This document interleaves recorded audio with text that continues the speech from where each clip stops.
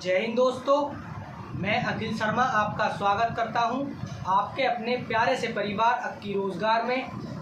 आशा करता हूं आप सभी अच्छे हैं। प्यारे साथियों, हम पढ़ रहे हैं रस को, और रस में आज हम पढ़ने वाले हैं संचारी भाव को। संचारी भाव का दूसरा नाम है व्यभिचारी भाव। तो आज हम पढ़ेंगे संचारी भाव या व्यभिचारी भाव को। संचारी भाव को पढ़ने से पहले हम एक दृष्टि में देख लेते हैं कि हमने रस में क्या क्या अध्ययन किया है। तो आइए दोस्तों, समझते हैं कि रस में हम क्या क्या पढ़ चुके हैं। रस की बात करें तो रस के 4 अंग होते हैं, यानी कि रस को हम 4 भागों में विभाजित करते हैं। पहला स्थायी भाव, दूसरा विभाव, तीसरा अनुभाव और चौथा संचारी भाव, जिसे हम व्यभिचारी भाव भी कहते हैं, जो कि आज हम अध्ययन करेंगे या समझेंगे। तो रस के 4 भाग होते हैं। पहला स्थायी भाव, स्थायी भाव। दूसरा है विभाव और तीसरा है अनुभाव और चौथा है संचारी भाव। संचारी भाव या व्यभिचारी भाव। स्थायी भाव की बात करें तो स्थायी भाव में रसों की संख्या 9 होती है। भरत मुनि के अनुसार रसों की संख्या 8 है। हमने स्थायी भाव में 9 + 2 यानी कि 2 आचार्यों ने बाद में 10 जोड़े थे। तो स्थायी भाव की स्थायी भाव में रसों की संख्या 9 है, परंतु इसमें 11 रस हमने पढ़े थे। तो वो इस प्रकार थे: श्रृंगार रस, हास्य रस, करुण रस, वीर रस, रौद्र रस, भयानक रस, विभत्स रस और अद्भुत रस, यानी कि 8 रस जो भरत मुनि ने बताए थे। और 9वां रस है शांत रस, यानी कि शांत रस अभिनव गुप्ता के द्वारा खोजा गया था। और 2 रस यानी कि 9 हो गए स्थायी भाव में रस, और 2 रस आचार्यों ने बाद में जोड़े थे, वो थे विभत्स रस और भक्ति रस। तो एक बार देखते हैं कि इसमें हमने क्या 9 रस इनकी संख्या होती है। पहला श्रृंगार रस, दूसरा हास्य रस, करुण रस, चौथा वीर रस, यानी कि श्रृंगार रस, हास्य रस, करुण रस, वीर रस, रौद्र रस, भयानक रस, रौद्र रस,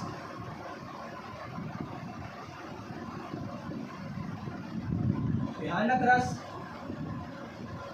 अद्भुत रस और विभत्स रस। विभत्स रस और 8वां है अद्भुत रस। अद्भुत रस। और 9वां था हमारा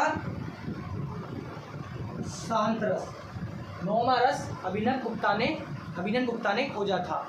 और ये 8 रस भरत मुनि के अनुसार और 9वां अभिनव गुप्ता ने।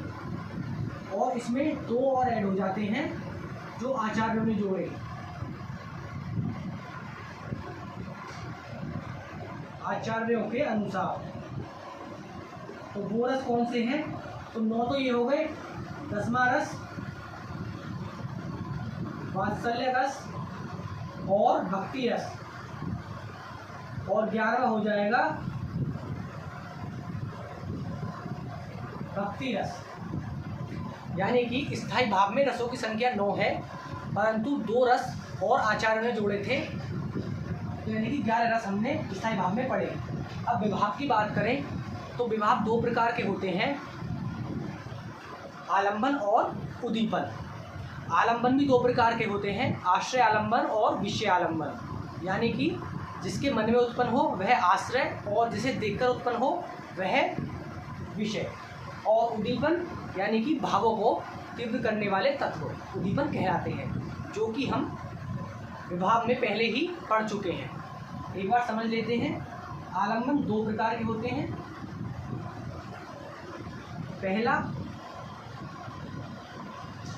विभाव दो प्रकार के होते हैं। पहला आलम्बन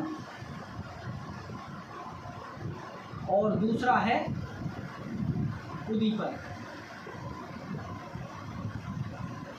आलम्बन भी दो प्रकार के होते हैं।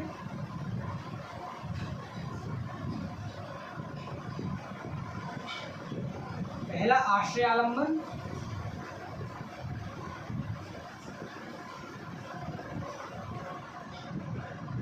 और दूसरा है विषय आलम्बन।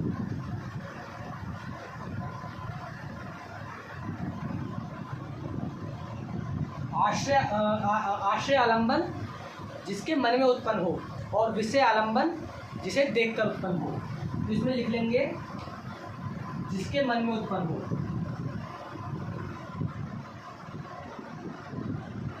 जिसके मन में उत्पन्न हो और जिसे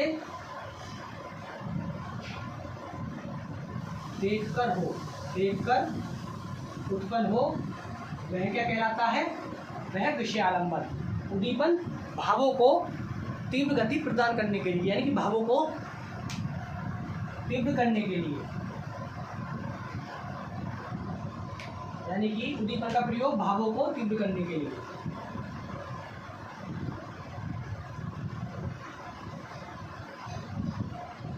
भावों को तीव्र करने के लिए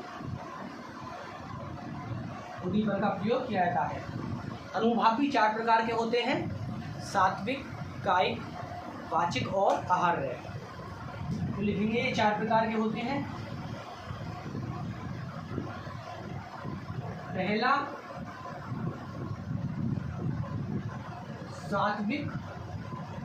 सात्विक, दूसरा वाचिक। पहला अनुभाव, पहला सात्विक, दूसरा कायिक, तीसरा वाचिक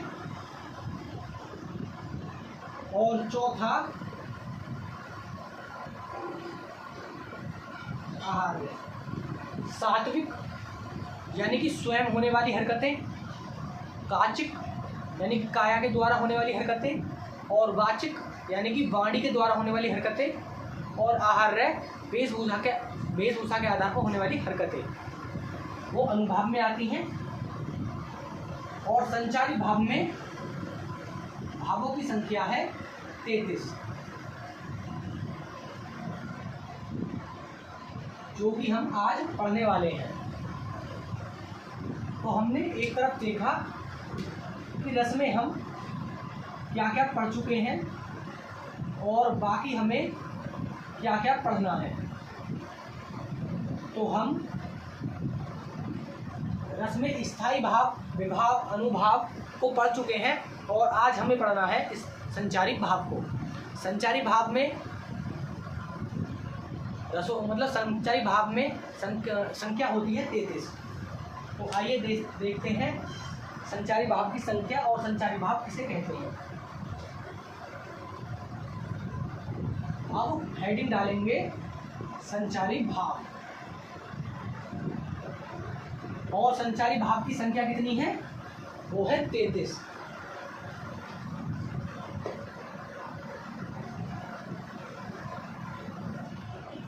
हेडिंग डालेंगे संचारी भाव या व्यभिचारी भाव।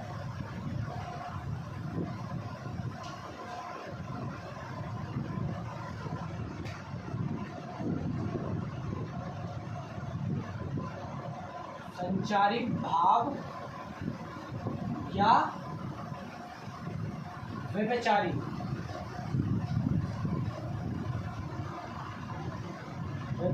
भाव।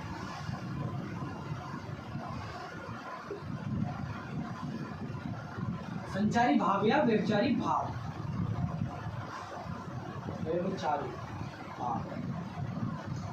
संचारी भाव क्या होते हैं? वे भाव जो मनुष्य के मन में आने जाने वाले भावों के संचार से उत्पन्न होते हैं, वह संचारी भाव कहलाते हैं। यानी कि मनुष्य के मन में जो भाव आने जाने वाले संचार से उत्पन्न हो उन्हें संचारी भाव कहते हैं। तो लिखेंगे परिभाषा,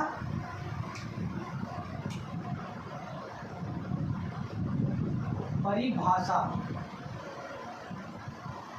वे भाव जो मनुष्य के आने जाने वाले भावों के संचार से उत्पन्न हो।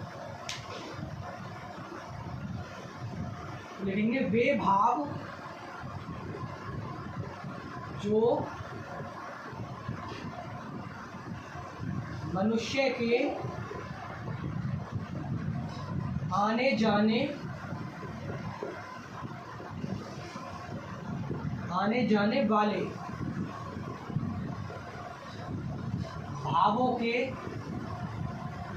जाने वाले भावों के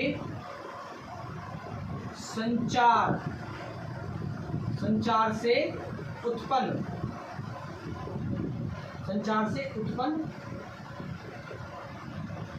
होते हैं। उन्हें संचारी भाव या व्यभिचारी भाव कहते हैं। उन्हें संचारी या व्यभिचारी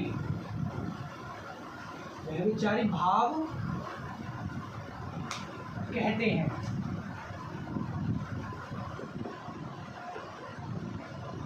यानी कि वे भाव जो मनुष्य के आने जाने वाले भावों के संचार से उत्पन्न हो उन्हें संचारिक भाव या व्यभिचारिक भाव कहते हैं, और यह स्थायी भाव में सहायक होते हैं।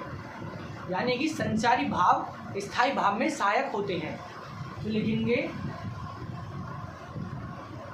संचारी भाव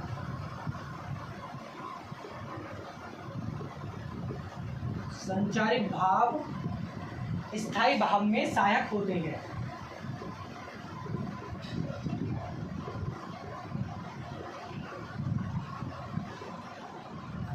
सहायक होते हैं या सहायता करते हैं। भरत मुनि के अनुसार संचारी भाव को पानी के बुलबुले की भांति माना गया है। यानी कि भरत मुनि ने संचारिक भाव हैं इनको पानी के बुलबुले यानी कि पानी के बुलबुले की तरह माना है।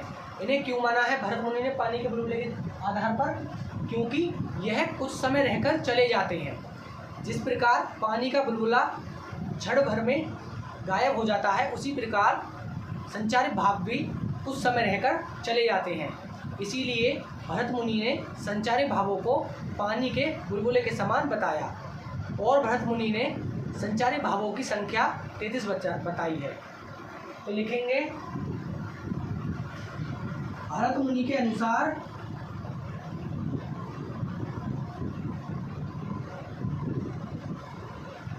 भरत मुनि ने संचारी या व्यभिचारी भावों को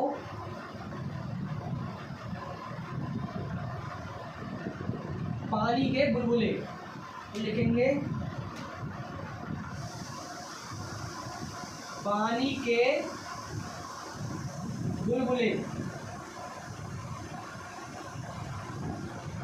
के बुलबुले की भांति बताया।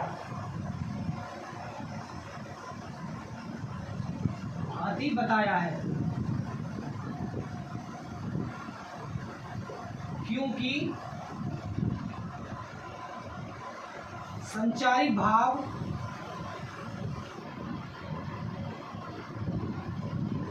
कुछ समय पश्चात कुछ समय बाद चले जाते हैं। यानी कि भरत मुनि ने संचारी भाव को पानी के बुलबुले की भांति इसलिए बताया है क्योंकि संचारी भाव कुछ समय पश्चात चले जाते हैं, और भरत मुनि ने इनकी संख्या 33 बताई है। तो लिखेंगे भरत मुनि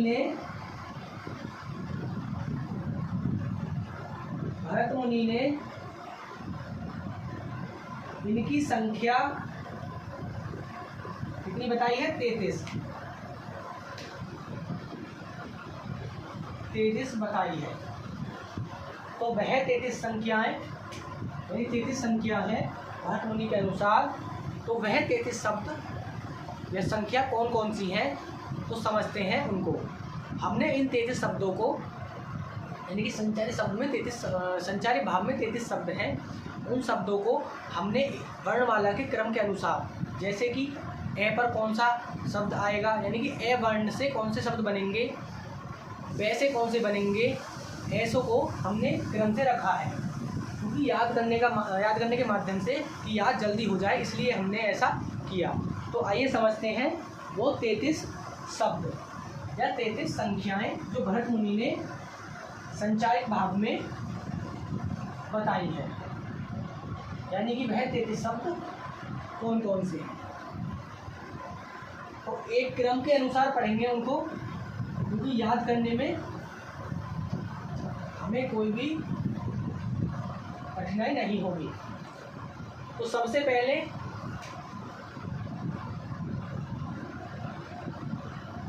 ए वर्ण से कौन से शुरू होते हैं, आ से ऊ से, यानी कि ए आ ऊ से कौन कौन से वर्ण होते हैं। और जैसे देखें कैसे, जैसे, कैसे, जैसे, ने से, मैं से, ए आ ऊ गे चे ने, मैं, वे, से और से। अब हम देख रहे हैं कि ऐसे कौन से वर्ण आते हैं। तो अब लिखेंगे हम कि संचारित भाव में कौन कौन से शब्द आते हैं जो इन वर्णों से शुरू होते हैं, यानी कि ए से, आ से, ऊ से, गे से, चे से, ने से, मैं से, वे से और से सलजम और से सपेरा से। तो ऐसे बात करें तो जैसे ए में आएगा ऐशुया। ऐशुया का मतलब क्या होता है, गुण और दोष। तो इसमें लिखेंगे एक तरफ गुण या गुण और दोष। तो पहली संख्या हो गई ऐशुया या असुआ, और दूसरा क्या हो जाएगा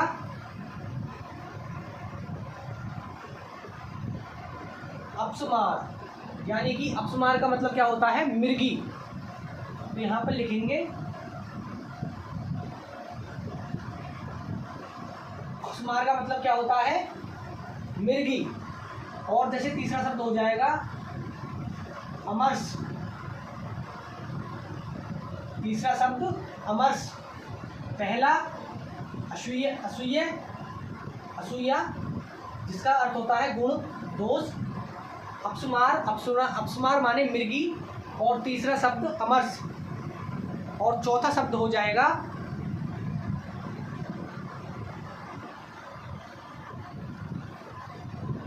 अविस्था। तो यानी कि ऐसे जो शुरू होते हैं उसमें 4 शब्द आते हैं, यानी कि ऐसे 4 संचारी भाव की 4 संख्या है। अब आ से बात करें तो आ से हो जाएगा आवेग और आलस्य, आवेग और आलस्य, आवेग और आलस्य, यानी कि 4, 5, 6 आवेग और आलस्य। ऊ से क्या हो जाएगा, उग्रता, उग्रता हो जाएगा, उत्सुकता हो जाएगा, उन्माद हो जाएगा, उग्रसुकता हो जाएगा, उग्रसुकता नहीं, उत्सुकता, उत्सुकता। 4, 2, 6 और 3 इसमें आ गए। अब बात करते हैं गे की। कैसे हो जाएगा गालीन और क्या हो जाएगा? गर्भ। गालीन और गर्भ, गालीन और गर्भ। च की बात करें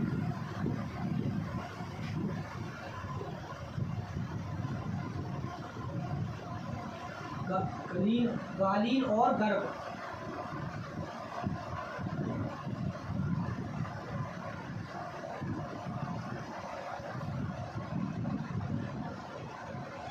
लाइन और गर्भ, सॉरी। और च की बात करें तो चपल और चिंता, चपल और चिंता हो जाएगा। न से निर्वेद, न से निर्वेद और निद्रा। मैं की बात करें मैं से मति, मरण, मोह, मति, मरण, मोह और मंद, यानी कि 4 2 3 2 2 2 3 4। और वैसे बात करें तो जैसे बीड़ा हो जाएगा, यानी कि बीड़ा, बीड़ा माने लज्जा।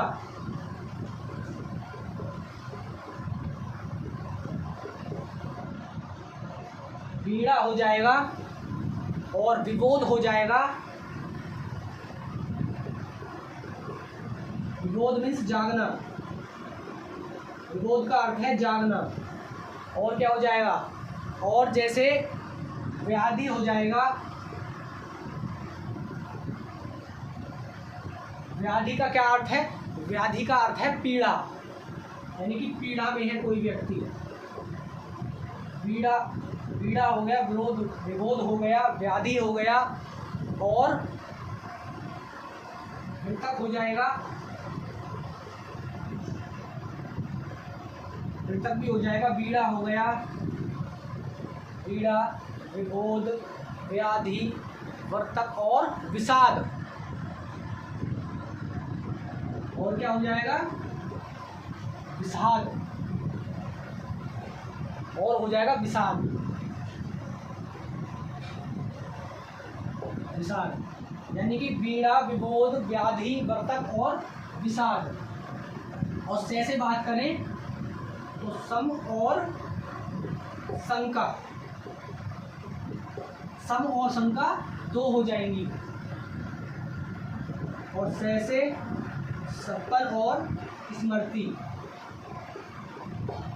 स्मृति 2 हो जाएंगे।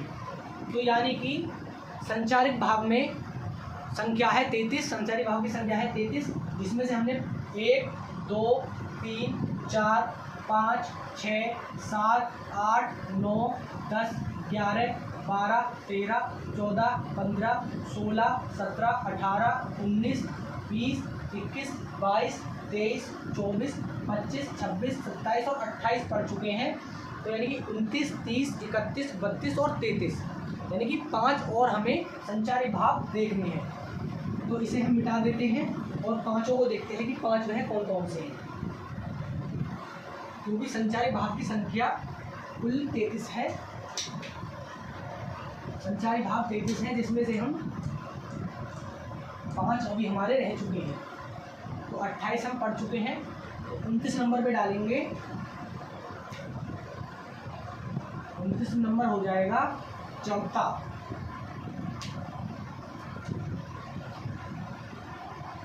जड़ता 29 नंबर। 30वां डालेंगे त्रास,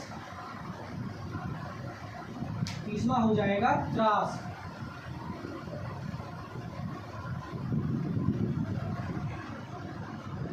31वां डालेंगे, 31वां हर्ष। 31वां डालेंगे घंटी।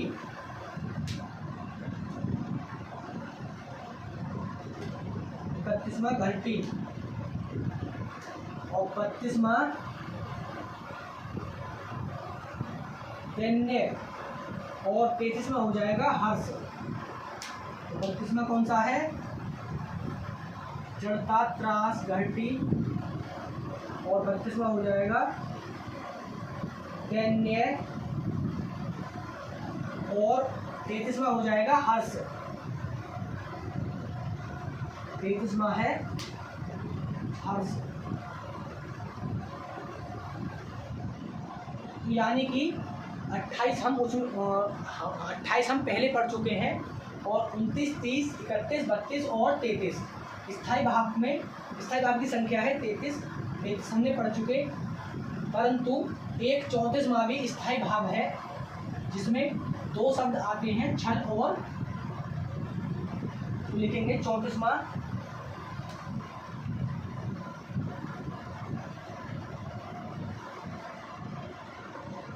में ही छल आता है और 34वें में ही आता है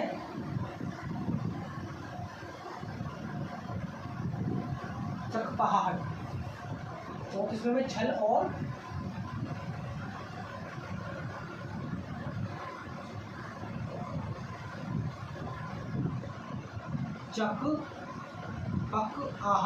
चकपकाहट, यानी कि 34 में ही ये 2 शब्द आते हैं चकपकाहट और छल। छल शुक्ल के अनुसार और चकपकाहट छल महाकविदेव के अनुसार। छल महाकविदेव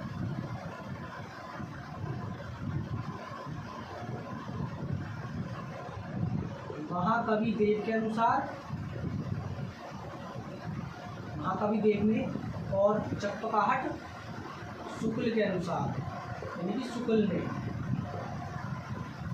तो 34वां जो है यानी कि स्थायी भाग की संख्या है 33, परंतु यह 34वें में आते हैं दोनों। इसे ऐसे लिख सकते हैं 34वें में दोनों आते हैं। चकपकाहट,